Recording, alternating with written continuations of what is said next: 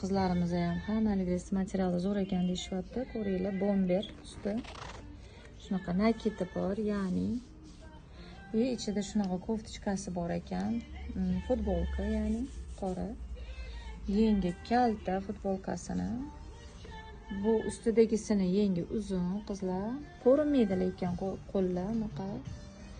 Juda ham chiroyli. Shunaqa yubka bryukisi. Qaranglar. Nimasi yoqdi menga bu galgisini? Mana.